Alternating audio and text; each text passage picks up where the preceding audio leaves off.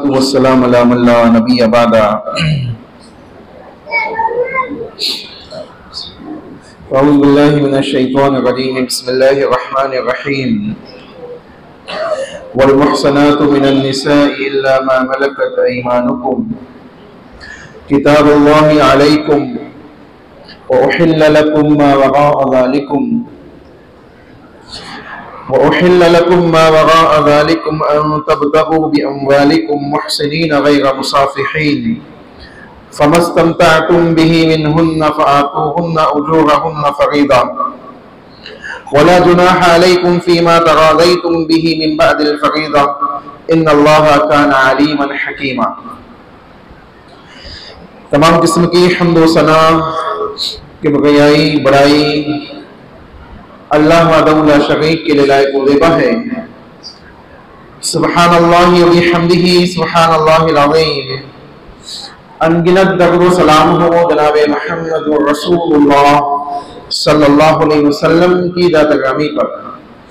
अल्लाहुम्मा सल्लि अला मुहम्मद व अला आलि मुहम्मद कमा सल्लैता अला इब्राहीम व अला आलि इब्राहीम इन्नका हमीदुम मजीद।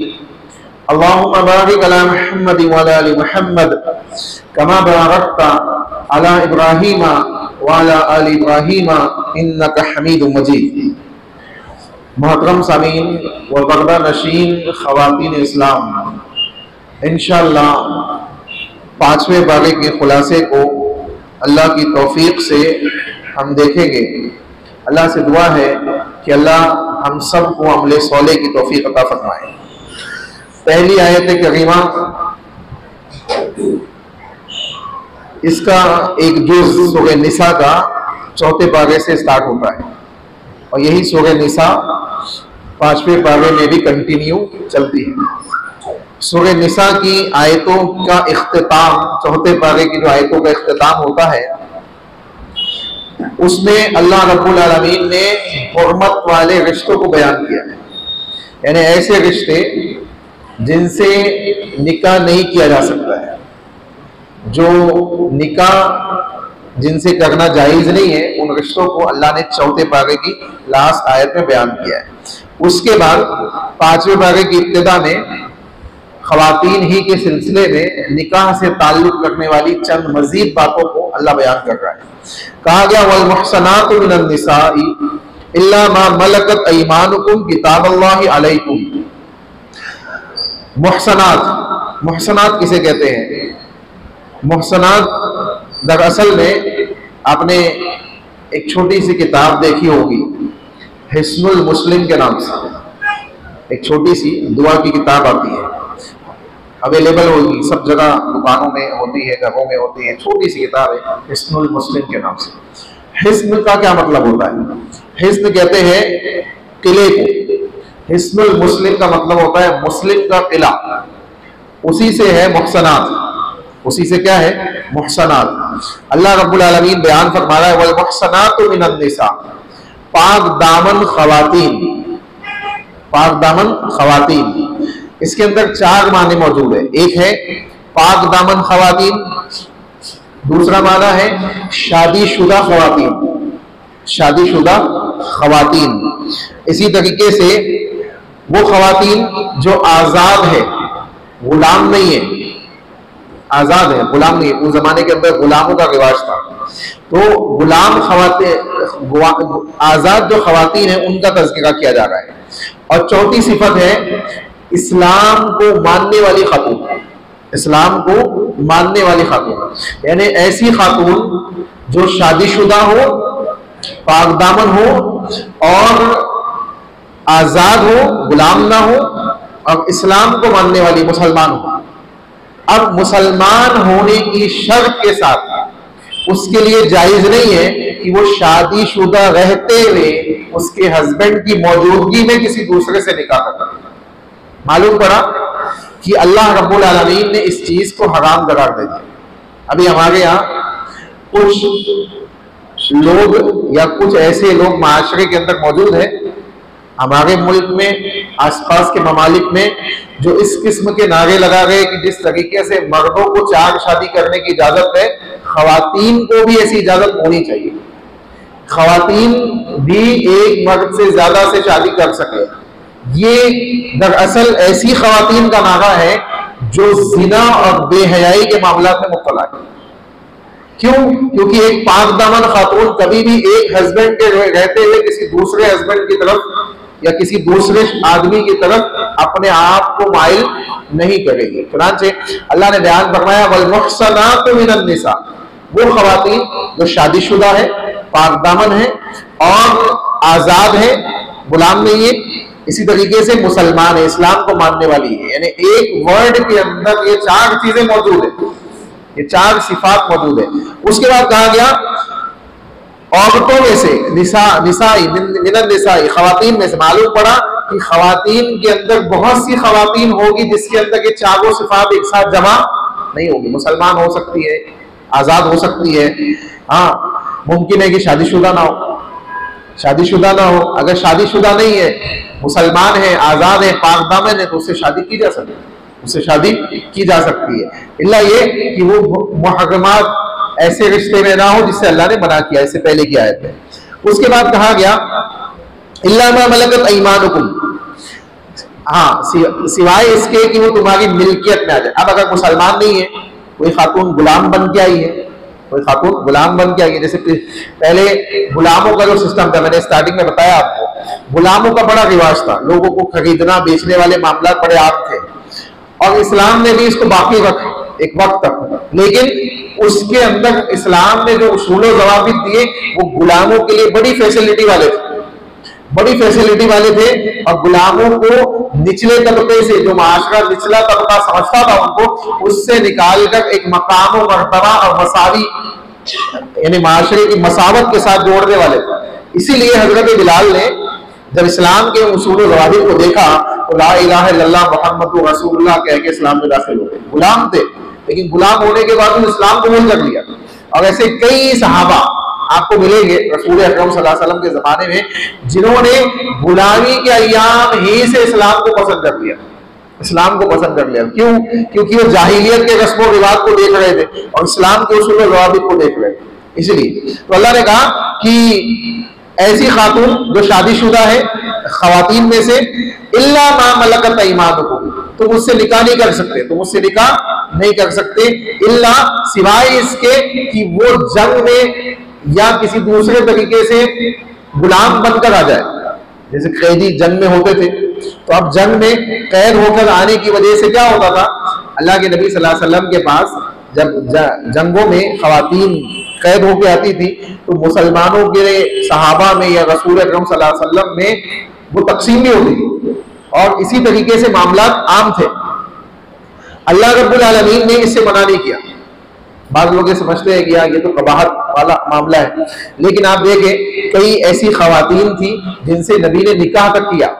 अल्लाह के नबी सल्लल्लाहु अलैहि वसल्लम ने जंगों में कैद होके आई हुई खवातीन से भी निकाह किया है। क्यों?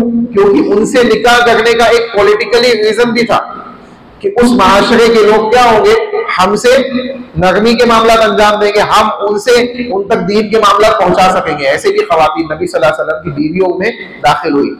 चुनांचे मालूम पड़ रहा है अल्लाह रब्बुल आलमीन ने इससे मना कर दिया कि अगर शादीशुदा है तो तुम्हारे लिए जायज नहीं है, इल्ला ये कि वो गुलाम बन के आ जाए, कैद होके आ जाए, तो एक अलग मसला है। उसके बाद देखिए कहा गया वो उहिल्ला लकुम मा वराअ ज़ालिकुम अन तबतगू बिअमवालिकुम मुहसिनीन गैर मुसाफिहीन। आज माशरे के अंदर एक पाक रस्म जो है निकाह की क्या रस्म है, एक पाक साफ रस्म है और उस पाक साफ रस्म की मुख्तलिफ शक्लें बिगाड़ दी गई है माशरे के अंदर, बेहयाई की शक्लें आम कर दी गई है और उसको दिन ब दिन आम किया जा रहा है। जैसे मुसलमानों के अंदर हलाला चलता है, बहुत से मुसलमानों को हलाला इस्लाम का अमल नहीं है, हलाला इस्लाम में जायज नहीं है। एक निकाह होता है निकाह मुता, शियाओं में होता है, शिया गाफजी हजरात में होता है निकाह मुता। निकाह मुता का मतलब ये है कि कुछ रकम देकर एक मुद्दत तक किसी खातून से निकाह कर लिया जाए, एग्रीमेंट वाला निकाह, एक लिमिट, एक मुद्दत तक, 1 साल 2 साल 3 साल के लिए निकाह कर लिया जाए, 6 महीने 2 महीने के लिए निकाह कर लिया जाए, उसके बाद उसको छोड़ दिया जाए। ये जायज नहीं है इस्लाम में ये जायज नहीं है।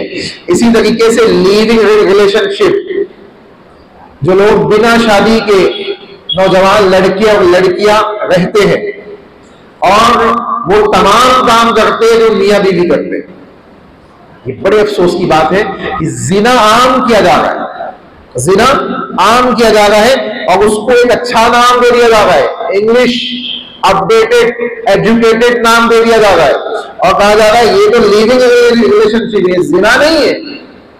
और नौजवान, मुसलमानों का भी नौजवान उसमें मुब्तला होता चला जाता है, उसमें मुब्तला होता चला जाता है। इसी तरीके से एक और शक्ल, और इसके अलावा भी कई ऐसी शक्लें आपको मिल जाएगी, एक और शक्ल जो पाई जाती है गर्लफ्रेंड एंड बॉयफ्रेंड। जिसका बॉयफ्रेंड ना हो उस लड़की को हकीर समझा जाता है, जिसकी गर्लफ्रेंड ना हो उस लड़के को हकीर समझा जाता है। यह हमारा आज माशरा हो गया है। एक जमाना था कि इस किस्म के काम करने वाले लोग खौफजदा रहते थे कि कई माशरे का बाइज्जत शख्स हमको देख ना ले, खौफजदा होते थे। आज इनके दिलों से खौफ निकलता जा रहा है। ये खुल्लम खुल्ला जिना के काम माशरे के अंदर अंजाम दे रहे हैं और उसको एक नाम दे दिया गया है और उस नाम के साथ माशरे में ये चीज दिन ब दिन बढ़ती चली जाती है। ऐसा महसूस हो रहा है कि नबी अकरम सल्लल्लाहु अलैहि वसल्लम की वो हदीस याद आ रही है। अल्लाह के नबी ने बयान फरमाया था, कयामत से पहले एक जमाना आएगा कि जिना आम हो जाएगा, जिना आम हो जाएगा। और कितना आम होगा आप अंदाजा लगाए। अल्लाह के नबी ने कहा इतना आम होगा कि खुल्लम खुल्ला लोग जिना करेंगे रोडों के ऊपर, कोई मना करने वाला नहीं होगा। और सबसे बाहया शख्स वो होगा जो कहेगा कि भाई थोड़ा साइड में चले जाओ, सबसे बाहया शख्स वो होगा। आप अंदाजा लगाए, इस रास्ते पे आज माशरा निकल चुका है। अगर आज हमने अपने माशरे को इन गुनाहों से नहीं रोका तो अल्लाह क्या हमारी भी पकड़ होगी। अगर हम नहीं बचे तो हमारी भी पकड़ होगी। आप देखें एक आयत में अल्लाह रब्बुल आलमीन ने जितने बातिल निकाह सबका रद्द कर दिया है। ये किताबुल्लाह की फसाहत और बलागत है। वो ये चीजें उस जमाने में जब नहीं थी, हालांकि दूसरे गुनाह थे, दूसरे मामला थे, ऐसी खवातीन थी जिनके घरों के ऊपर झंडे लगे होते थे और उन झंडों को देखकर लोग समझ जाते थे कि ये जानिया खातून है। उसके जिस तरीके से रेड लाइट इलाका होता है वहां जाकर लोग गुनाह के काम अंजाम देते हैं, वैसे गुनाहों के काम करने वाले इलाके उस जमाने में भी थे, ऐसा नहीं कि नहीं थे।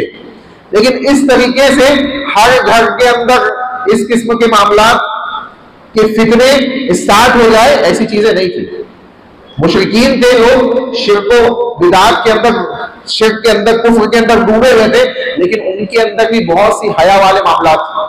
और आप देखें, दूर मत जाइए ज्यादा, हमारे हिंदुस्तान ही के अंदर जो गैर मुस्लिम भाई है हमारे, उनकी खवातीन भी कुछ सालों पहले तक आप देखते होंगे कि वो घूंघट डाल के चलती थी, पर्दा लेके चलती थी, कम से कम दुपट्टा लेके चलती थी।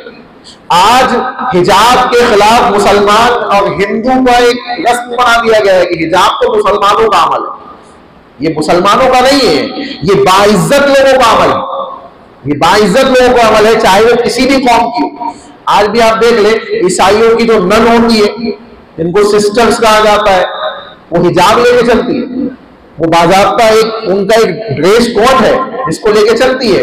और मुसलमानों की खवातीन वही काम कर रही है तो उनको बुरा भला कहा जा रहा है, उनके लिए कहा जा रहा है कि इनकी फ्रीडम छीन ली गई है, ये आजाद नहीं है, ये कैद है। वही काम अगर खवातीन दूसरे मज़ाहिब की करे तो वो बाइज्जत खातून है।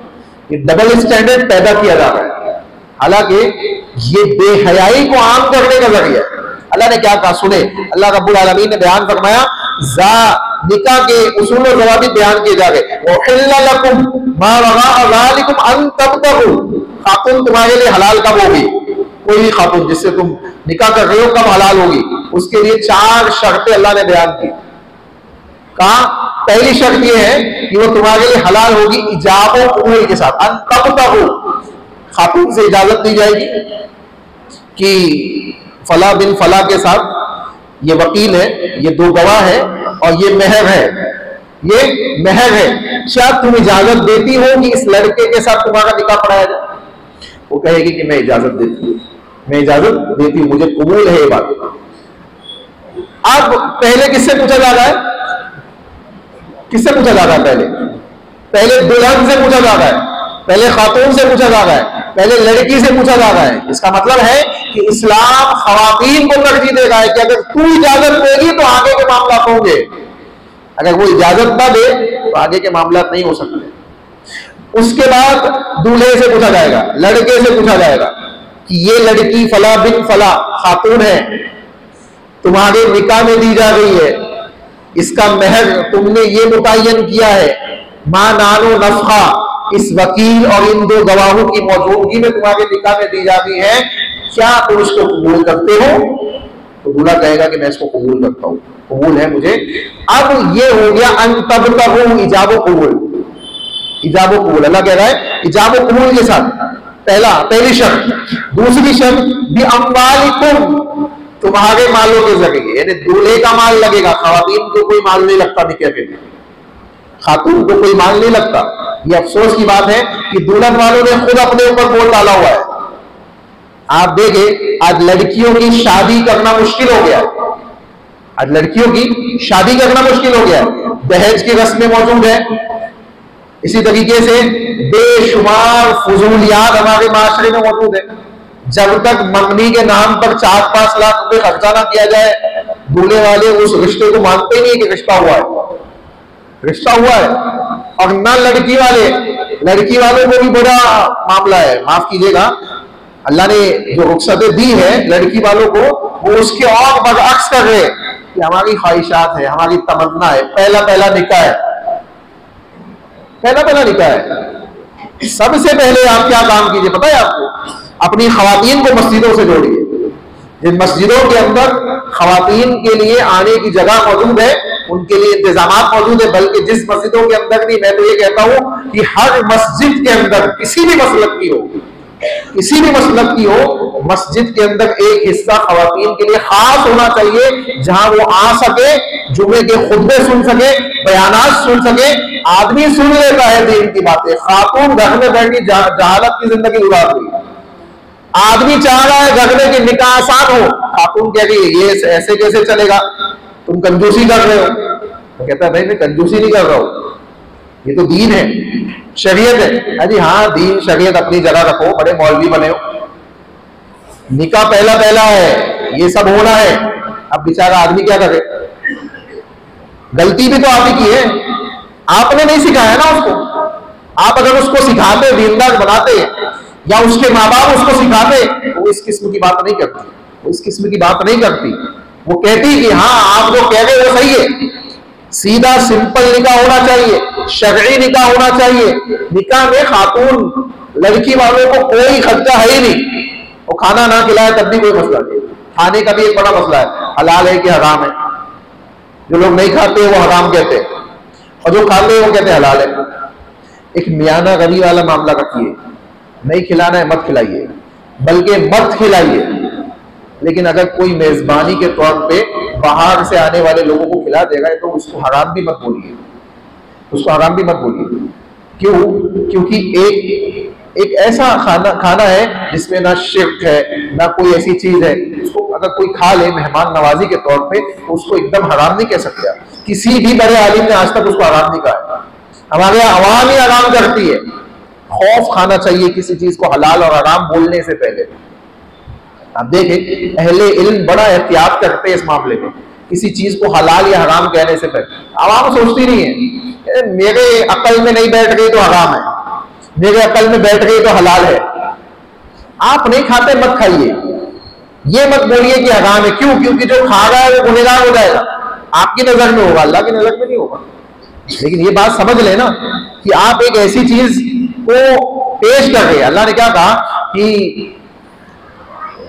ये अहले किताब क्या करते हैं, अपने उलमा को रब बना लेते हैं, अपने उलमा को रब बना लेते हैं।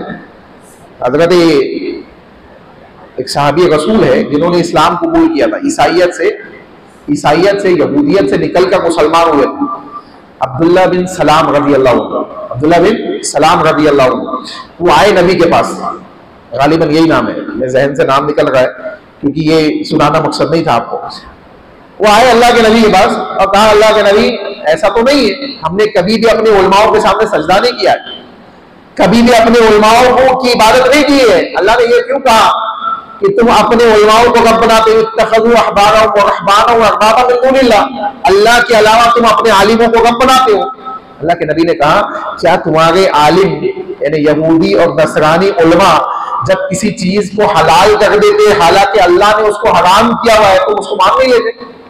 हाँ ये तो है, अल्लाह ने अगर हराम किया है, आलिम साहब कहते हैं कि हलाल है, तो भी हम मान लेते थे कि हलाल है। और अगर किसी चीज को अल्लाह ने हलाल किया है, आलिम साहब कह देते कि हराम है, तो क्या तुम उसको हराम नहीं मान लेते थे? हाँ मान लेते थे। यही तो हम मानना है। क्यों? क्योंकि हलाल और हराम करने का इख्तियार सिर्फ अल्लाह को है, अल्लाह के अलावा किसी को नहीं है। नबी ने अपने ऊपर शहद हराम किया तो अल्लाह ने आयत नाजिल कर दी, नबी आपके लिए जायज नहीं है कि आप किसी चीज को हराम कर दो हालांकि अल्लाह ने उसको हलाल किया। तो एकदम फतवा मत दे, आपको नहीं खाना है मत खाइए, किसी को नहीं खिलाना है, मैं कहता हूं सबसे अच्छा है क्यों ना खिलाए। लेकिन एक मसला ये भी है, ना खिलाने वाले इतनी सख्ती करते हैं कि अगर लड़के वाले बाहर से आ गए तो उनके लिए भी पानी तक के इंतजाम नहीं करते, अरे नहीं नहीं बिदअत हो जाएगी। ऐसी भी ये नहीं है, ये दीन नहीं है, ये भी समझ ले, ये दीन नहीं है कि कोई मुसाफिर भी अगर बाहर से आए तो उसको भी हम कुछ ना कुछ पूछते हैं कि नहीं पूछते। ये तो आपकी लड़की से निकाह करने आ रहा है, तो इसीलिए उन लोगों की कम से कम मेहमान नवाजी आपको करनी चाहिए। इस अंदाज की सख्ती भी ना हो कि हम रिश्ते को जोड़ने से पहले ही तोड़ दें और उसके अंदर बुरास पैदा कर दें, ये भी नहीं होना चाहिए।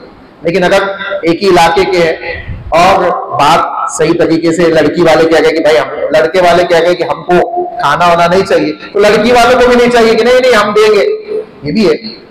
और लड़के वालों को भी नहीं चाहिए कि बिल्कुल एकदम बोझ डाल दे कि हम 200 लोग लेके आएंगे, इंतजाम अच्छा होना चाहिए, हमको जहर वहर नहीं चाहिए लेकिन इंतजाम खाने का अच्छा होना चाहिए। तो उनको हक ही नहीं है इंतजाम हो अच्छा होना चाहिए बोलने का। जो खिला रहा है खा लो, अगर खिला रहा है तो, नहीं खिला रहा है तो खामोशी से वापस आ जाओ अपने घर आके खाओ। लड़की से निकाह करने गए हो, खाना मांगने गए हो, ये भी तो सोचो आप। वो खिला रहा है तो खा लो, नहीं खिला रहा है मांगो मरो, बात समझ आई। उसके बाद देखे भी अम्वालिकुम, तुम्हारे माल यानी लड़के के ऊपर माल है, मेहर देना। अब मेहर में भी एक मसला चलता है, मुअज्जल और मुअख्खर, रफ्ता दे देंगे ना, ईएमआई मांग लेते मेहर में। अच्छा ईएमआई भी ऐसी मांगते हैं कि मौत तक अदा नहीं करते। फिर जब मौत हो जाती है बीवी की, लाश सामने पड़ी है, हमने खुद अपनी आंखों से देखा है, बड़ा अफसोसनाक वाकया, लाश सामने पड़ी हुई है और कहा जा रहा है कि आदमी का मेहर माफ कर दो, तुमको अदा नहीं कर पाया। ये इस्लाम सिखा रहा है आपको? सोचिए ये हम क्या जहालत वाले काम कर रहे हैं। मेहर असल तो यही है कि फौरन दे दिया जाए, हालांकि रफ्ता देना जायज है, सिर्फ जायज है, सिर्फ जायज है। अब जायज है ना, बस मौलवी साहब जायज है ना, काफी है। लोगों को बता दिया जाए टोपी के बगैर नमाज हो जाएगी, हो जाएगी ना, बस काफी है। अब टोपी पहनना ही नहीं है, अब टोपी पहनना ही नहीं है। बता दिया जाए कि मेहर देना आहिस्ता आहिस्ता भी दे सकते हैं, तो अब फौरन देना ही नहीं है, उसको ईएमआई बांधना है। ये अफसोस की बात है, मेहर फौरन देना चाहिए, निकाह के साथ ही मेहर अदा कर देना चाहिए। उसके बाद कहा गया मुहसिनीना गैर मुसाफिहीन। आप देखें ये जो वर्ड है ना मुहसिनीना गैर मुसाफिहीन, ये कह रहा है इसमें अल्लाह ने बड़ा यानी गहराई वाली बात है। ये जितने निकाह का मैंने स्टार्टिंग में जिक्र किया ना, सब ये एक वर्ड से बातिल कर दिए गए। कहा गया मुहसिनीना गैर मुसाफिहीन। अल्लाह रब्बुल आलमीन ने बयान फरमाया जिस खातून से तुमने इजाब कबूल किया है, जिसको मेहर दिया है, उस पर दायमी कब्जा हो तुम्हारा। दायमी कब्जे का मतलब यह है कि निकाह आगजी ना हो, एग्रीमेंट वाला निकाह ना हो। हलाला एग्रीमेंट वाला होता है, लिविंग रिलेशनशिप टाइम पास वाली होती है। इसी तरीके से गर्लफ्रेंड बॉयफ्रेंड का भी वही मामला होता है कि जिना करते हैं और एक दूसरे से जब बेजार हो जाते हैं तो लड़का लड़की को छोड़ के चला जाता है। आप देखें इस्लाम के अंदर खवातीन का बड़ा मकाम और मर्तबा, जब बड़ा मकाम और मर्तबा है तो जिस तरीके से मोती सीप के अंदर छुपा हुआ होता है, सीप देखे आप, समुंदर से निकलता है, समुंदर से गोता लगा के गहराई में जाकर सीप निकाला जाता है, तो उसको खोला जाता है, उसमें से असली मोती निकलता है। तो ये असली मोती वो खवातीन है जो पाक दामन है, जो पाक दामन है। इसीलिए इस्लाम इनको बड़े हिफाजत से रखने का हुक्म देता है। अगर बेटी है, बहन है, तो भाई और बाप की जिम्मेदारी है कि वो उसका तहफ्फुज करे। जब निकाह हो के आ जाए तो आदमी की जिम्मेदारी है कि वो उसका तहफ्फुज करे, उसका किला बन के गए। इसलिए कहा गया मुहसिनीन, किले वाले मामला इसीलिए बयान किए जा गए। कहा दायमी कब्जा हो। अब निकाह मुता में दायमी नहीं होता है मामला, हलाला में दायमी नहीं होता है, लिविंग रिलेशनशिप में दायमी नहीं होता है। इसी तरीके से ये जो मामला है इसमें भी गर्लफ्रेंड बॉयफ्रेंड में भी दायमी मामला नहीं होता है। ये सबको अल्लाह ने एक जुमले में बातिल कर दिया। 1450 साल पहले अल्लाह रब्बुल आलमीन ये बातें नाजिल कर रहा है, जो माशरे के अंदर आज आप अपनी आंखों से देख रहे हैं। तो कुरान की हक्कानियत देखे कितनी बड़ी है। उसके बाद कहा गया वला जुनाहा अलैकुम फीमा तगादैतुम बिही मिन बअदिल फरीज़ा।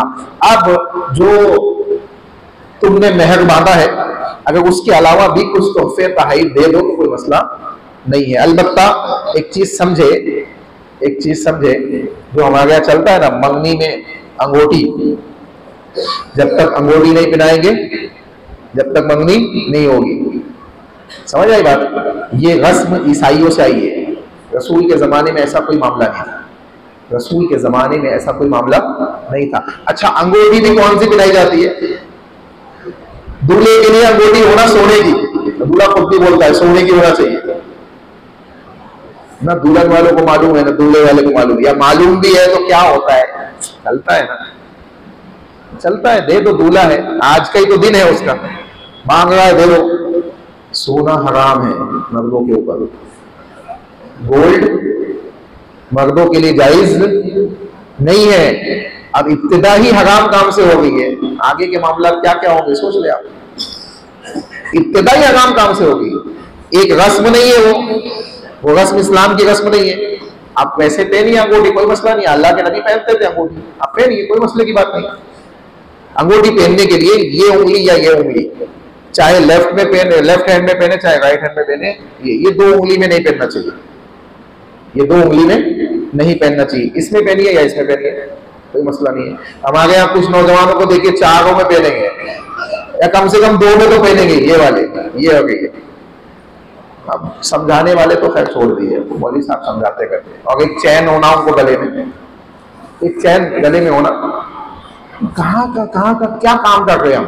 किसकी मुशाबहत इख्तियार कर, मन तशब्बह बिकौमिन फहुवा मिनहुम, जिसकी मुशाबहत इख्तियार करोगे उन्हीं के साथ आखिरत में फैसला होगा। चुनांचे अल्लाह रब्बुल आलमीन ने बयान फरमा दिया। उसके बाद अल्लाह रब्बुल आलमीन ने ये बात भी बयान की। देखिए कहा गया, या अय्युहल्लज़ीना आमनू ला ताकुलू अम्वालकुम बैनकुम बिल बातिल इल्ला अन तकूना तिजारतन अन तगाज़िन मिनकुम वला तक़्तुलू अनफुसकुम इन्नल्लाहा काना बिकुम रहीमा। अल्लाह रब्बुल आलमीन ने बयान फरमाया, ए ईमान वालों, एक दूसरे के माल को बातिल तरीके से मत खाओ। अब बातिल तरीका क्या है?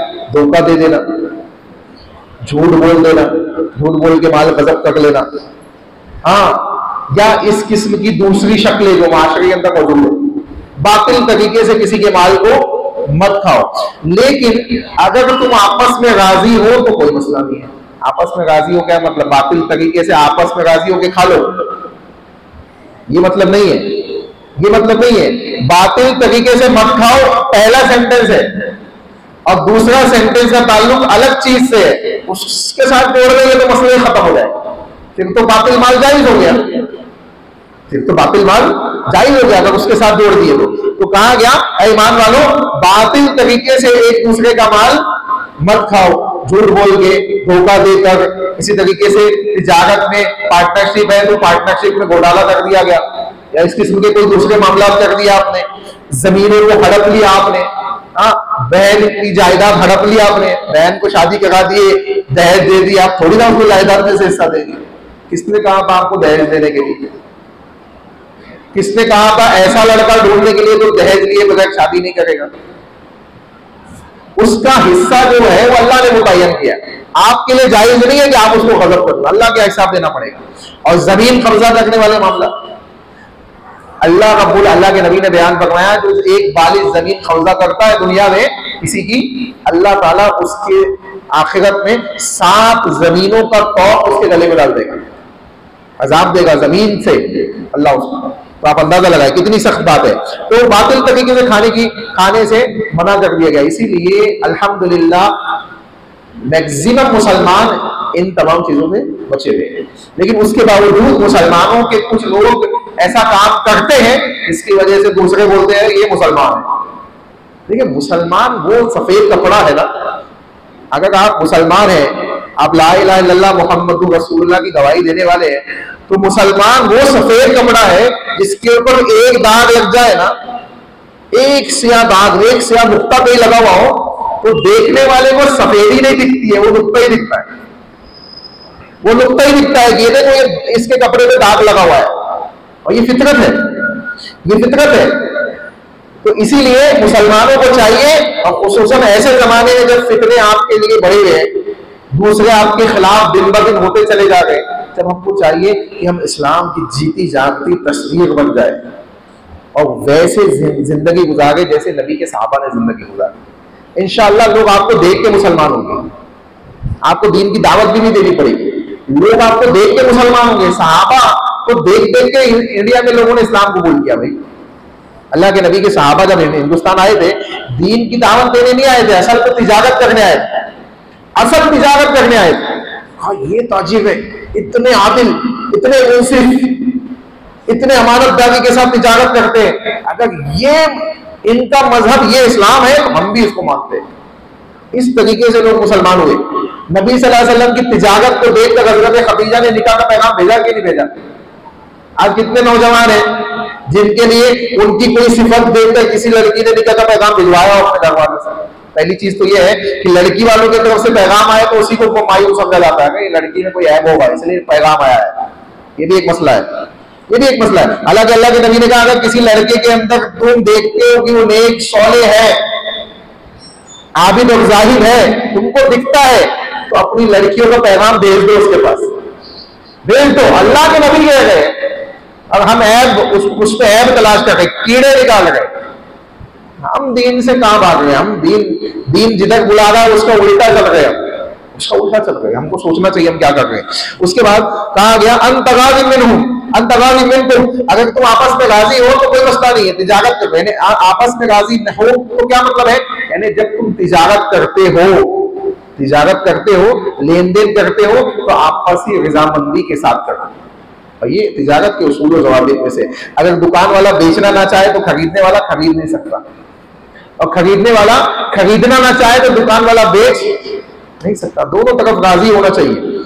अब भाई मैंने 50 रुपए बताए, आप आके मेरे को बोलो 20 रुपए में दे दोगे। भाई 20 रुपए में कहां से दूं? मैंने खुद 30 रुपए में होलसेल चलाया, 40 तो दो कम से कम। अच्छा ठीक है, एक काम करो 30 रुपए ले लो। हमारे यहाँ खवातीन करती है ना, बार्गेनिंग करती है जाके बाजार भी, रमजान में तो बहुत हो मिलेगा। तो ये क्या मसला है? ठीक है आप कीजिए बार्गेनिंग, कोई मसला नहीं है, लेकिन दोनों राजी होंगे तभी सौदा होगा। अगर एक भी राजी नहीं है तो वो सौदा बातिल है। आप जबरदस्ती नहीं ले सकते, आप जबरदस्ती नहीं ला। तुम दोनों राजी होना चाहिए तिजारत में, दोनों राजी, लेने वाला और देने वाला दोनों राजी हो तो कोई मसले की बात नहीं है। वो कम प्रॉफिट में दे दे आपको तो भी मसला नहीं है, वो ज्यादा प्रॉफिट में दे, आप राजी है लेने के लिए तो भी जायज है, तो भी जायज है, कोई मसले की बात नहीं है। उसके बाद अल्लाह रब्बुल आलमीन ने बयान फरमाया वला ततमन्नु मा फज़्ज़लल्लाहु बिही बअदुकुम अला बअद लिर्रिजालि नसीबुम मिम्मा इक्तसबू व लिन्निसाइ नसीबुम मिम्मा इक्तसबना वस्अलुल्लाह मिन फज़्लि इन्नल्लाहा काना बिकुल्लि शैइन अलीमा। एक खातून हजरत उम्मे सलमा रज़ियल्लाहु अन्हा, उन्होंने कहा अल्लाह हम भी जिहाद करेंगे। उम्मे सलमा ने क्या कहा? हम भी जिहाद करेंगे। मर्द जिहाद करते, शहीद होते, फजीलत पाते हैं, ज्यादा नेकिया है उनके पास, हम भी करेंगे। खातून है लेकिन जज्बा देखें। और मर्द और भी बहुत से काम करते, तो हम भी नेकियों में उनसे पीछे हो जाते हैं, तो हम ये सब काम भी करेंगे। अल्लाह ने कहा वला ततमन्नु, अल्लाह ने आयत नाजिल कर दी वला ततमन्नु मा फज़्ज़लल्लाहु बिही बअदुकुम अला बअद, उस चीज की तमन्ना मत करो। अल्लाह ने जिसमें फजीलत बात को बात कर दी है, यानी अगर मर्दों को किसी चीज में फजीलत दी है तो तुमको भी तो फजीलत दी है, तुमको भी कुछ चीजों में अल्लाह ने फजीलत दी है। तो तुम्हारी फजीलत में मर्द तमन्ना न करे और मर्दों की फजीलतों में तुम तमन्ना मत करो, तुम मत तमन्ना करो। जो जिसका काम अल्लाह ने सौंपा है उसको करने दो, उसको करने दो। जिस्मानी एतबार से ताकत को अल्लाह ने मर्दों को दी है, इसलिए उनके लिए जिहाद के मामला है, उनके लिए कमाने के मामला है, उनके लिए दीगर मामला है जिसमें मशक्कत है। अब तुमको जिस एतबार से अल्लाह ने बनाया है, तो तुम्हारे लिए अल्लाह के नबी ने कहा कि तुम अपने घर की मलिका हो। तुम्हें नहीं चाहिए कि तुम बाहर निकलकर अपने आप को रूम में लगाओ, तुमको चाहिए कि तुम अपने हस्बैंड के लिए मामलात अंजाम दो। अल्लाह रब्बुल आलमीन तुमको दुनिया और आखिरत का फजला अता कर देगा। तुमको घर बैठे बैठे मिल रहा है। आज फ्रीडम के नाम पे खवातीन को बाजार में लाके उनकी इज्जतों को उतार दिया जा रहा है, उनकी इज्जतों को उतार दिया जा रहा है। उठा के देख लीजिए जो मगरिबी तहजीब आज चल रही है दुनिया में, उन मगरिबी तहजीब वालों का क्या हाल है आप देख लीजिए, क्या हाल है। घर में हस्बैंड और वाइफ, आदमी सुबह जा रहा है ड्यूटी पे, शाम में आ रहा है, खातून शाम में निकल रही है ड्यूटी के लिए, सुबह आ रही है। जिंदगी नाम की चीज नहीं है, जिंदगी नाम की चीज नहीं है। और जब ख्वाहिशात जिस्मानी पैदा होती है तो किसी से भी कोई भी मुकम्मल करता है। रिश्ता सिर्फ नाम का है, रिश्ता सिर्फ नाम का है, और वो भी एक वक्त के बाद टूट जाता है। जब इस किस्म के मामला होंगे तो टूट जाएंगे। और सबसे ज्यादा जिना के मामला, सबसे ज्यादा तलाक के मामला, सबसे ज्यादा जराइम और क्राइम्स के मामला आप उठा के देखिए। ये जितनी मगरिबी तहजीब है, वेस्टर्न कल्चर है, अमेरिका, न्यूयॉर्क, इजराइल, यहां पे बड़ा हुआ है। उठा के देख लीजिए, गूगल कर लीजिए, गूगल आपके पास है। क्राइम सबसे ज्यादा कहां होते हैं वर्ल्ड में, पता चल जाएगा आपको। क्यों है? क्योंकि इस्लाम ने जिन चीजों से मना किया है वो तमाम काम कर रहे, और मुसलमान भी उसी को अडॉप्ट कर रहा है, वही से लेना है। अरे बड़ा अच्छा है, एजुकेटेड लोग हैं। ऐसी तालीम किसी काम की नहीं है जो आपको गुनहगार बना दे, अल्लाह का नाफरमान बना दे। उससे अच्छा है कि आप जाहिल रहेंगे, उससे अच्छा है कि आप जाहिल रह के अल्लाह के फरमाबरदार बन जाएंगे, कम से कम आखिरत बच जाएगी।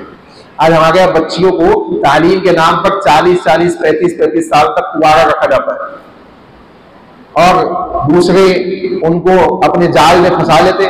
और जब एजुकेटेड हो जाती है, मुसलमानों के दरमियान कोई लड़का नहीं मिल रहा है, भाई वो मुसलमान में ऐसा एजुकेटेड इंसान ही नहीं है, तो गैर मुस्लिम में है, वो एडवोकेट है, वकील है, वो फलाना है, वो फलाना है।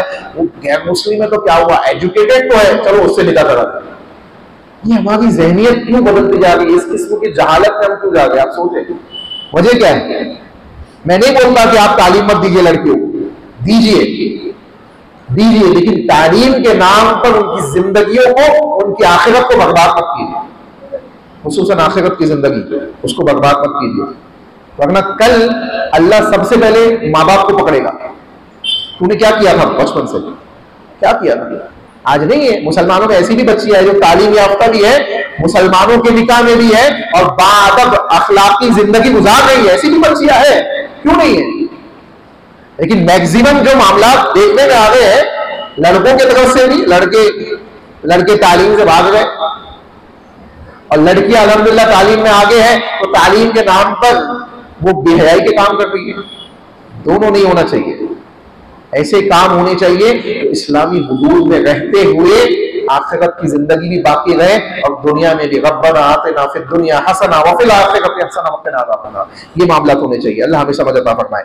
उसके बाद अल्लाह रब्बुल आलमीन ने बयान फरमाया कि वस्अलुल्लाह मिन फज़ली, ऐसी तमन्ना करने से अच्छा है कि तुम अल्लाह से फजल मांगो। अल्लाह से क्या करो? फजल मांगो। इस आयत को एक और तरीके से आप समझ सकते हैं। नजरे बद लगती है ना, नजरे बद, किसी के माल को हमने देखा, हमने तमन्ना की अरे इसको कहाँ मिल गया, मुझे मिल जाता, अरे तेरे पास ऐसा है, तेरा बेटा ऐसा दिख रहा है, बहुत खूबसूरत है। और ये हमारी जबानों पे आम है ऐसे जुमले, ये गाड़ी कब ले लिया तूने? हाँ, ये ताज्जुबाना जो नेगेटिव रेज आपकी बॉडी से निकल गई है ना, इसी को नजरे बद कहते हैं। इसी को नजर बद, साइंस भी मानता है, तो नजर बद को मानता है साइंस। वो कहते हैं नेगेटिव रेज इंसान की बॉडी से निकलती है और एक पॉजिटिव रेज भी निकलती है। और पॉजिटिव रेज कब निकलती है? जब आप माशाअल्लाह तबारकल्लाह कह के किसी की चीज की तारीफ करेंगे, माशाअल्लाह तबारकल्लाह, अल्लाह बारिक फी, अल्लाह आपको बरकत दे, इतना अच्छा आपने खेत लिया है, इतनी अच्छी जमीन आपने ली, इतनी अच्छी गाड़ी आपने ली, माशाअल्लाह तबारकल्लाह।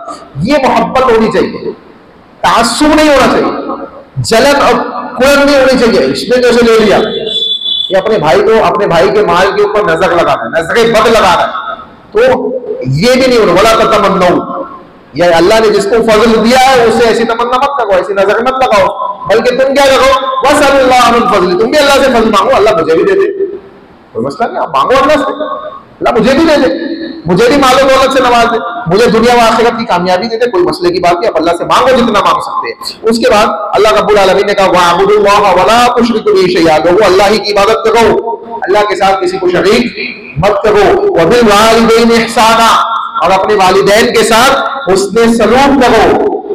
वालिदैन के साथ, वालिदैन सख्त भी होते हैं, वालिदैन नरम भी होते हैं, वालिदैन के मामलात मुख्तलिफ भी होते हैं, लेकिन वालिदैन वालिदैन है, चाहे जैसे भी हो। वालिदैन वालिदैन है, उनके सामने तो ऊंची आवाज में बात करना भी जायज नहीं है।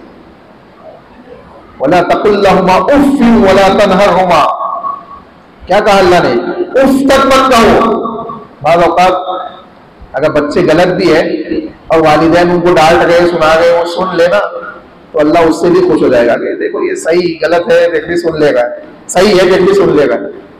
तो ये अदब वालिदैन का हमारे दरमियान होना चाहिए। और वालिदैन वो लोग हैं जो अल्लाह ने अपनी इबादत के बाद जिनका जिक्र किया है, वअबुदुल्लाह वला तुशरिकू बिही शैआ वबिल वालिदैन इहसाना।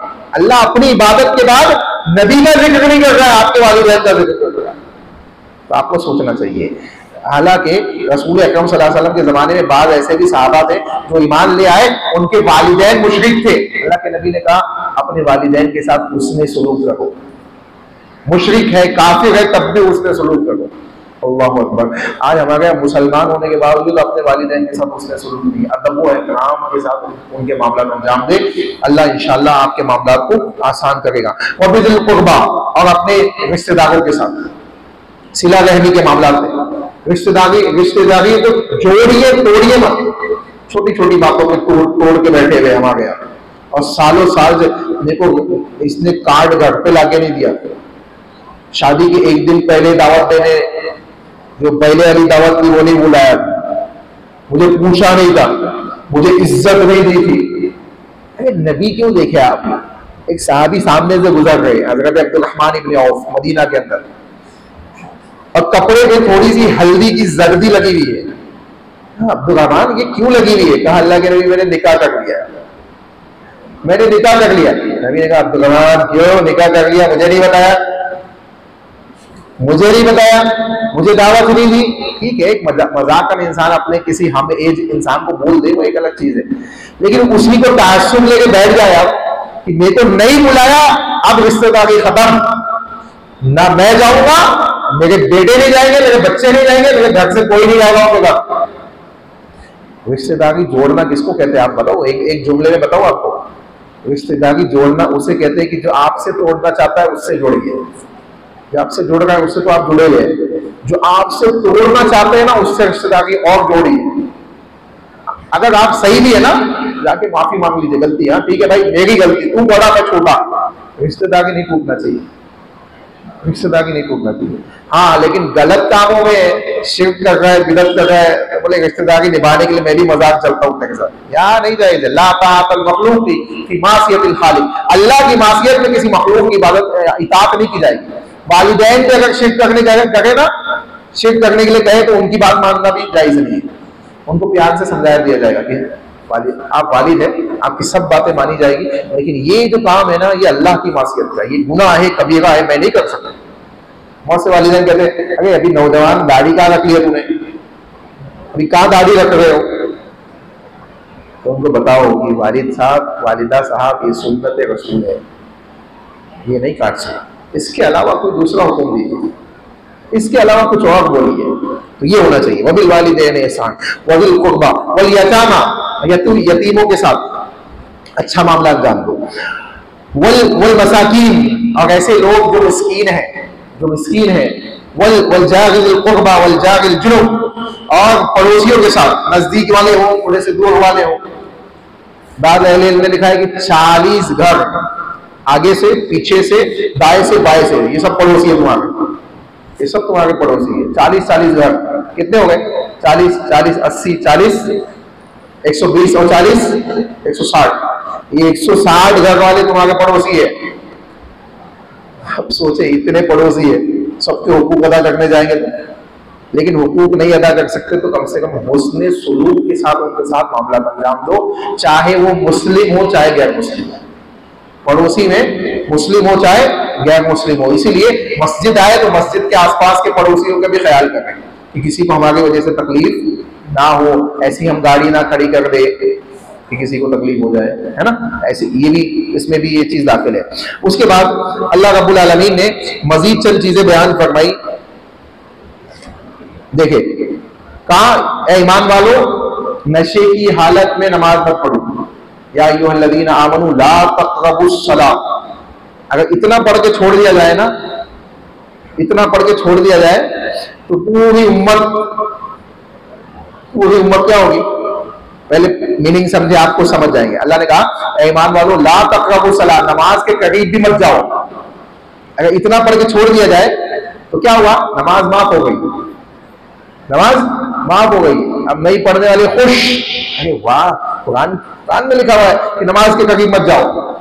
आगे का जुमला पढ़े, आगे का सेंटेंस पढ़े, तो जितने गुटखा खा के आने वाले हैं, जितने सिगरेट पी के आने वाले हैं, जितने नमाजों के अंदर नशा करके आने वाले हैं, उन सब की हालत खराब हो जाएगी।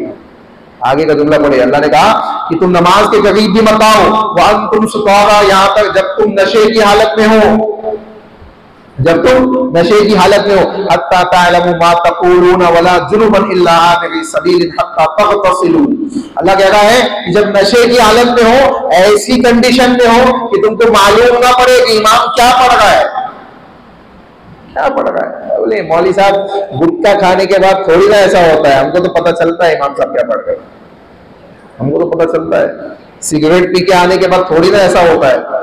हाँ, शराब के बाद हो सकता है मौलवी साहब, लेकिन इसमें नहीं होता है। हाँ, नहीं होता होगा, लेकिन बास बू आजू बाजू वाला इंसान खड़े नहीं कर सकता आपके आजू बाजू। अगर आप सिगरेट और गुटखा खा पी के मस्जिद में आए हैं, और आप क्यों खा के आएंगे भाई? तो अल्लाह के नबी ने कहा कुल्लु मुस्किरिन हराम, हर नशा करने वाली चीज हराम। जब हराम है, हराम चीज का सेवन करके आप मस्जिद में आ गए, इससे तबाहत वाली बात क्या है? जो जमीन, जो जगह सबसे दुनिया के अंदर अल्लाह के नजदीक महबूब है, मस्जिदों से महबूब कोई जगह ही नहीं अल्लाह के नजदीक। सबसे महबूब जगह पे जो अल्लाह को महबूब है, वहां जाके नशा करते। तो अल्लाह ने कहा कि ऐसा मत किया करो। और कहा गया कि जब तुम क्या हो जाओ, जुनूबन, जुम्बी हो जाओ, जब तुम जुम्बी हो जाओ और तुम्हें पानी ना मिले, सफर वगैरह में हो, जुम्बी हो गए हो, तुम्हें पानी ना मिले तो क्या करो? हत्ता तग़तसिलू, यहां तक कि तुम गुस्ल कर लो तो भी नमाज, यानी जुम्बी हो गए हो तो भी नमाज के करीब मत आओ, नमाज के करीब मत आओ, पहले गुस्ल करो। पहले क्या करो? गुस्ल करो। व इन कुंतुम मरदा औ अला सफरिन, अगर तुम मरीज हो या सफर में हो, और जा अहदुम मिनल गाइति, या तुम में से कोई क़ज़ाए हाजत करके आया है, वॉशरूम करके आया है, हाँ क़ज़ाए हाजत से आया है, और ला मस्तुमुन निसा, या अपनी बीवियों से मिले हो, मुबाशरत की हो, जिमा किया हो अपनी बीवियों के साथ, और ला मस्तुमुन निसा फलम तजिदू मान, ये तमाम काम करने के बाद तुमको पानी नहीं मिला, क्योंकि गुस्ल वाजिब हो गया। गुस्ल क्या हो गया? वाजिब हो गया। देखिए किस किस पे गुस्ल वाजिब हुआ, सुने। गाइत, अगर पेशाब पैखाना करके आया है तो गुस्ल वाजिब नहीं हुआ, गुस्ल वाजिब नहीं हुआ, इंसान पाक है, लेकिन उसकी सफाई जरूरी है, अपनी शर्मगाहों की सफाई जरूरी है, ठीक है। और अब पानी नहीं मिल रहा है तो गुस्ल तो नहीं है लेकिन वजू तो है, गुस्ल नहीं है लेकिन वजू तो है। बिना वजू किए नमाज पढ़ सकते, पेशाब पैखाने के बाद नहीं पढ़ सकते ना। तो कहा गया औला मस्तुमुन निसा, अच्छा बीवी से मिले हैं तो गुस्ल फर्ज हो गया, गुस्ल क्या हो गया? वाजिब हो गया। बिना गुस्ल किए नमाज नहीं पढ़ सकते आप, बिना गुस्ल किए इबादतों को अंजाम नहीं दे सकते। तो कहा गया गुस्ल। हाँ, उसके बाद अच्छा, उसके बाद कहा गया फलम तजीदु मान। अब ये काम करने के बाद अगर तुमको पानी नहीं मिल रहा है, या कोई इंसान ऐसा मरीज है कि वुजू करने की वजह से बीमार हो जाए, या गुस्ल वाजिब हो गया है गुस्ल करने की वजह से बीमार हो जाए, या सफर में है पानी नहीं मिल रहा है, ये तमाम कंडीशंस, ये तमाम कंडीशंस है। अल्लाह कह रहा है अगर पानी ना मिले तो क्या करो? फतयम्ममू सईदन तय्यिबा। अब यहाँ पे एक बात समझे, हमारे यहाँ बात लोग हैं जो इस बात को नहीं मानते हैं कि तयम्मुम गुस्ल के भी कायम मुकाम है। तयम्मुम गुस्ल के भी कायम है, गुस्ल के बदले भी तयम्मुम किया जा सकता है और वुजू के बदले भी तयम्मुम किया जा सकता है। अगर आप नापाक हो गए हैं और आपको पानी नहीं मिल रहा है गुस्ल के लिए और आप तयम्मुम करके नमाज पढ़ ले तो भी आपकी नमाज सही है। सईदा, अल्लाह कह रहा है तयम्ममू सईदन तय्यिबा, पाक मिट्टी से तयम्मुम कर लो। मालूम पड़ा तयम्मुम मिट्टी से करना है, प्लास्टर से नहीं करना है। ये एक बड़ा मसला है। हम जैसे चाहते हैं वैसा दीन चलाते हैं। आगे मस्जिद में आगे बैठ रहे, दीवार पे हाथ मार के तयम्मुम कर ले। मौलवी साहब पूछ रहे क्या कर रहे भाई? तयम्मुम कर रहा हूं। अल्लाह, अजीब गरीब मामला है। आप बाहर से होके आए वही कर लेते तयम्मुम। अपने घर इंसान अगर हॉस्पिटल में भी मरीज बैठा लेटा हुआ है ना और पेशाब की थैली लगी हुई है, इस अंदाज से उसकी कंडीशन है, तब भी नमाज उसको माफ नहीं है। अब क्या करें? प्लेट में मिट्टी लाए, वहां तयम्मुम करे, पढ़े नमाज, पढ़े नमाज।